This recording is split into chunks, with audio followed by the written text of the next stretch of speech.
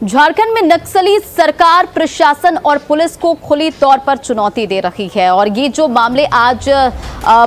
पूर्वी पश्चिमी सिंहभूम से सामने आई है, जहां पश्चिमी सिंहभूम में माओवादियों के हमले ने मनोहरपुर से बीजेपी के पूर्व विधायक गुरुचरण नायक को बाल बाल बच गए हालांकि, लेकिन माओवादियों ने उनके 2 बॉडीगार्ड्स को भी गला रेत दिया और वहीं उनकी 3 AK-47 राइफल भी छीन ली और हमले के बाद माओवादी फरार हो गए। आपको बता दें कि प्रतिबंधित भाकपा माओवादी के सदस्यों ने गोइलकेरा के झिलरुआ गांव में एक फुटबॉल मैच के बाद हमला किया, जिसमें गुरुचरण नायक मुख्य अतिथि थे। नायक ने भीड़ में घुसकर अपनी जान बचाई और शहीद जवानों के नाम शंकर नायक और ठाकुर हेम्ब्रम है। आपको बता दें कि 2012 में भी आनंदपुर इलाके में माओवादियों के ऐसे ही हमले में भी गुरुचरण नायक बाल बाल बचे थे। और इस पर अधिक जानकारी के साथ हमारे संपादक झारखंड से संतोष कुमार हमारे साथ फोन लाइन पर जुड़ गए। संतोष, क्या कुछ इस पर अधिक जानकारी है?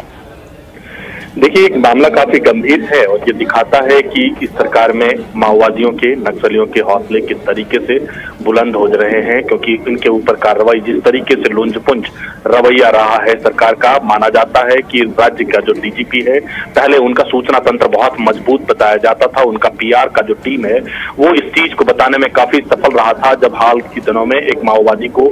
पकड़ा गया था तो उसमें ये बताने की कोशिश हुई थी कि डीजीपी का बहुत ही जबरदस्त सूचना तंत्र है, तो ऐसे में इतनी बड़ी घटना घट जाती है तो राज्य के डीजीपी कहां पर हैं, उनका सूचना तंत्र कहां फेल हुआ, क्यों उनको जानकारी नहीं लगी, क्यों इस चीज पर सवाल नहीं उठाया गया कि किस तरीके से आखिर इन माओवादियों पर को टैकल किया जाए। इस तरह की बड़ी घटना घट जाती है। इससे सिर्फ राज्य की दो सुरक्षा कर्मियों के शहीद होने की बात नहीं है, इस पे ये भी देखा जाना चाहिए राज्य की छवि बाहर बहुत खराब होता है। इसको लेकर अब जब इन्वेस्टमेंट की बात होगी तो इन्वेस्टमेंट डिरेल होगा, इसको लेकर जब टूरिज्म को बढ़ावा देने की बात होगी तो कोई टूरिस्ट नहीं आएगा झारखंड में, झारखंड की पूरी इमेज खराब होगी इस तरह की घटनाएं अगर घटती हैं तो। ऐसे में अगर राज्य का डीजीपी, इसको जिम्मेदारी लेनी पड़ेगी डीजीपी को कि आखिर क्यों फेल हुआ, क्योंकि यहाँ जब भी कोई बड़ी घटना होती है इन लोगों के चेहरे पे जूं तक नहीं रेंगता इनके सिर पर, क्योंकि यहाँ घटनाएं घट जाती हैं, ये मानते हैं कि ये टेकन ग्रांटेड बना रहे रिपब्लिक है और इस तरह की घटनाएं घटती रहेंगी।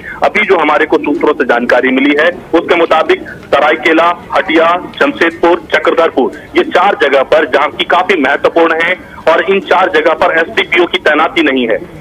अब समझिए, ये चारों जगह काफी महत्वपूर्ण है, नक्सल प्रभावित इलाके हैं और यहाँ पर एसडीपीओ जैसे पद पर खाली रहना, पिछले 3 महीने से ये पद खाली हैं और ये भी हमारे को जानकारी मिली है कि गृह मंत्रालय के पास ये फाइलें पड़ी हुई हैं, लेकिन गृह मंत्रालय पिछले 3 महीने से आखिर क्या इस तरह की नक्सली गतिविधियों का इंतजार कर रही थी कि उनके पास फाइल को क्लियर करने के लिए वक्त नहीं था। पिछले 3 महीने से आखिर कौन सी ऐसी बड़ी घटना, कौन से ऐसे बड़े काम गृह मंत्रालय कर रहा था जिसमें कि ये फाइलें क्लियर करने में उनको तकलीफ हो रही थी, या फिर इसके पीछे कोई और वजह है, इन फाइलों को लटकाने के पीछे कोई और वजह है। एसडीपीओ की तैनाती नहीं कर रहे, क्या आपके पास आईपीएस रैंक के अधिकारियों की कमी थी? वेटिंग फॉर पोस्टिंग में इतने सारे अधिकारी हैं जिनको बेचारों को तनख्वाह नहीं मिल रही है, काफी परेशानी झेल रहे हैं, तो आखिर इनके साथ क्यों? आप, इसका मतलब है कि जो आपका काम है आप वो काम नहीं कर पा रहे हैं।